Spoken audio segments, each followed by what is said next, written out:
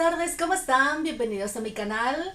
Esta semana les quiero hablar de un texto que podríamos llamar un clásico moderno o un clásico contemporáneo, y me refiero nada menos y nada más que al libro del té de Kazuo Okakura. Acá yo tengo esta edición viejísima, yo diría que de los primeros libros que alguna vez adquirí sobre literatura japonesa. Es de la editorial, les cuento al tiro, Ede Comunicación, una editorial española que ni siquiera sé si existe todavía.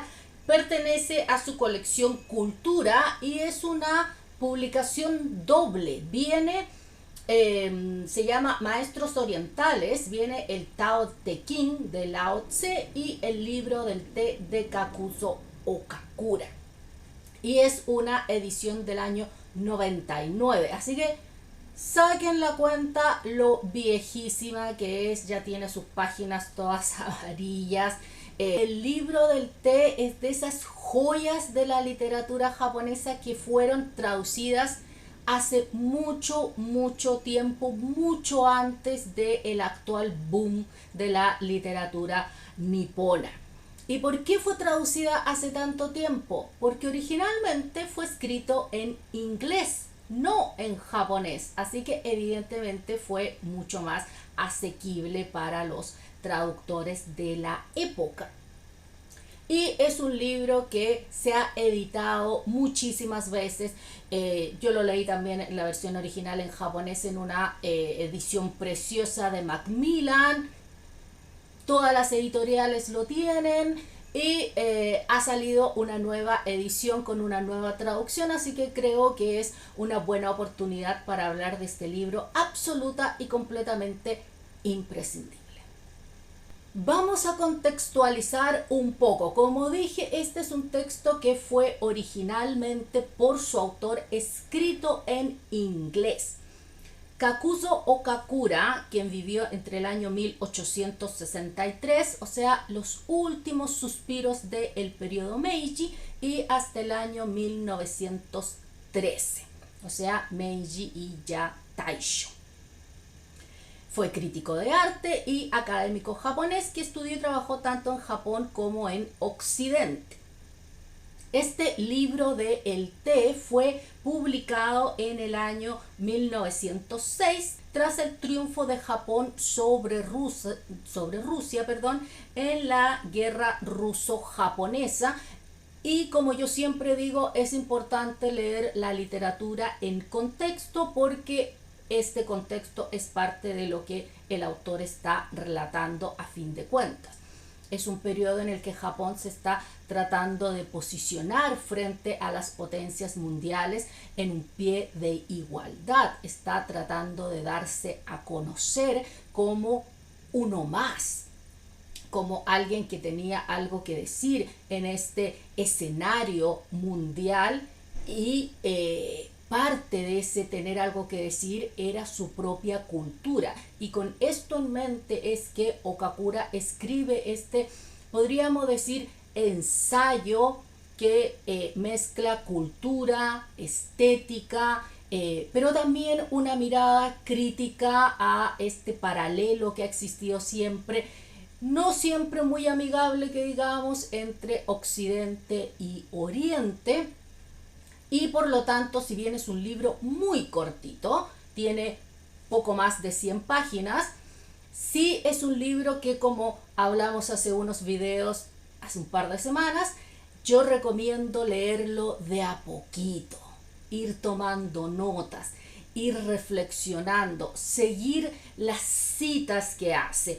Okakura era un tipo muy educado, muy leído, y por lo tanto hace muchísimas referencias a otros autores, a otras obras, tanto occidentales como orientales. Entonces, como dijimos, leámoslo lento, como disfrutaríamos una buena taza de té. Les comentaba, acá en Chile acaba de salir una nueva edición de este clásico moderno con la traducción de Nicole Inostroza, y publicada por la editorial Abducción. Además hicieron un trabajo de edición precioso, tiene una portada realmente bellísima, in paper también, las ilustraciones, es realmente un placer esta nueva edición con esta nueva traducción del texto original. Así que si bien es un libro que tenemos disponible hace mucho tiempo, yo siempre digo, todas las traducciones aportan una nueva mirada, aportan una nueva visión, es como volver a leer el texto. Así que si ustedes ya leyeron alguna vez el libro del té, les recomiendo que lo vuelvan a leer. Por ejemplo, esa edición que yo les mostraba al principio, que yo tengo hace más de 20 años, es una edición que está traducida al español de España, y por lo tanto está llena de vosotros y cosas así, en un lenguaje precioso, sí, pero que tal vez nos puede sonar un poco más lejano. En cambio, esta nueva edición tiene un lenguaje muchísimo más cercano, y les voy a dar una pequeña muestra. Como les decía, el libro es muy cortito, y en esta edición de Abducción Editorial comienza con una introducción de la traductora. Después viene un apartado sobre la traducción y algunas cosas que ella quiere dejar claras sobre el proceso que realizó. Y de ahí ya viene el contenido del texto propiamente tal, con la tasa de la humanidad, esta suerte de capítulo introductorio, como yo les digo. Después vienen las escuelas del té, taoísmo y cenismo, el salón de té, apreciación artística, flores, y finaliza con maestros del té. Así que hoy día les quiero leer algunos extractos de este primer capítulo, La tasa de la humanidad, porque creo que permite darse una idea, tener una idea de más o menos cómo es el libro, con qué se van a encontrar, cómo está comunicado lo que el autor quiere decir. Así que vámonos con el libro del té. El té comenzó como medicina y terminó siendo una bebida. En China, en el siglo VIII, entró en el reino de la poesía como una diversión cortés. El siglo XV vio a Japón ennoblecerlo con una religión del esteticismo, el teísmo. El teísmo es un culto fundado en la adoración de lo bello entre los hechos sórdidos de la existencia cotidiana. Inculca la pureza y la armonía, el misterio de la caridad mutua, el romanticismo del orden social. Es esencialmente un culto a lo imperfecto, en tanto es un tierno intento de lograr algo posible en esta cosa imposible que llamamos vida. La filosofía del té no es simple esteticismo según la acepción común del término, pues expresa, conjuntamente con la ética y la religión, todo nuestro punto de vista sobre el hombre y la naturaleza. Es higiene porque impone limpieza. Es economía porque nuestra comodidad en la simplicidad más que en lo complejo y costoso. Es geometría moral en cuanto define nuestro sentido de la proporción con el universo. Representa el verdadero espíritu de la democracia oriental al convertir a todos sus devotos en aristócratas del gusto. El largo aislamiento de Japón del resto del mundo, tan propicio para la introspección, ha sido muy favorable para el desarrollo del teísmo. Nuestro hogar y hábitos, vestimenta y cocina, porcelana, laca, pintura, nuestra misma literatura, todo ha estado sujeto a su influencia. Ningún estudioso de la cultura japonesa podría ignorar su presencia. Ha impregnado la elegancia de los tocadores nobles y ha entrado en la morada de los humildes. Nuestros campesinos han aprendido a hacer arreglos florales, nuestro más humilde trabajador a ofrecer su saludo a las rocas y las aguas. En nuestro lenguaje común hablamos del hombre sin té, cuando es insensible a los intereses tragicómicos del drama personal. Al mismo tiempo, estigmatizamos al esteta indómito que, sin importar la tragedia mundana, se desenfrena en la primavera de las emociones emancipadas como alguien que tiene demasiado té. Personalmente, con el amor que yo le tengo por una parte a la literatura, pero por otra también al lenguaje, me gusta muchísimo cómo el autor va combinando un lenguaje que llega al punto de lo poético con los hechos puros y duros, podríamos decir, históricos, pero también con un humor sarcástico a veces, irónico en otras ocasiones, que llegue incluso a la crítica social y política. Así que de verdad es un libro que a uno lo mantiene en ese sentido muy atento, muy despierto, porque va mezclando estos distintos tipos de comunicar las cosas. Les voy a dar una muestra de este lenguaje poético que yo les decía. El forastero puede, de hecho, cuestionar esto, que parece mucho ruido y pocas nueces. ¡Qué tempestad en una taza de té!, dirá. Pero cuando consideramos cuán pequeña es la taza del disfrute humano después de todo, cuán pronto se desborda de lágrimas, cuán fácilmente se bebe hasta los sedimentos en nuestra insaciable sed de infinito, no nos culparemos por darle tanta importancia a la taza de té. La humanidad ha hecho cosas peores. En el culto a Baco nos hemos sacrificado demasiado libremente e incluso hemos transfigurado la imagen sangrienta de Marte. ¿Por qué no consagrarnos a la reina de las camelias y deleitarnos con la cálida corriente de simpatía que fluye de su altar? En el ámbar líquido de la porcelana de marfil, el iniciado puede tocar la dulce reticencia de Confucio, la condimentación de Lao Tse y el etéreo aroma del mismo Shakyamuni. Y pasamos de este liricismo a la crítica, como les digo, más dura, a esta mirada más fuerte sobre la humanidad, la política y esta dualidad entre Oriente y Occidente.